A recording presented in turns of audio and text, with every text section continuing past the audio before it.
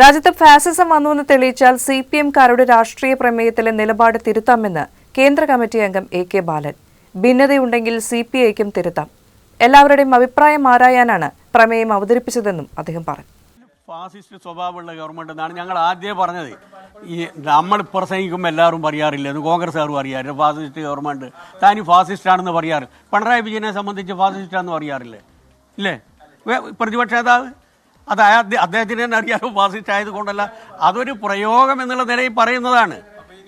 എല്ലാ ഇനി പറയുന്ന ആൾക്കാരുണ്ടാകുന്നേ. ഞങ്ങളുടെ ഡോക്യുമെന്റിൽ പറയുന്ന ആധികാരികമായി ഞങ്ങളുടെ ഡോക്യുമെന്റിലുള്ള കാര്യം ഫാസിസ്റ്റ് സ്വഭാവമുള്ള ഗവൺമെന്റാണ്. അല്ല, ഞങ്ങൾ 22-ാം പാർട്ടി കോൺഗ്രസ് മുതലേ ഞങ്ങൾ പ്രസംഗിച്ചാൽ കേൾക്കാത്തതുകൊണ്ടാണ്. അത് 22 പാർട്ടി കോൺഗ്രസ് 23-ാം പാർട്ടി കോൺഗ്രസിന്റെ ഭാഗമായിട്ട് ഞങ്ങൾ ഇത് തന്നെയാണ് ഫാസിസ്റ്റിക് നേച്ചർ എന്ന് തന്നെയാണ് ഞങ്ങൾ പറഞ്ഞത്.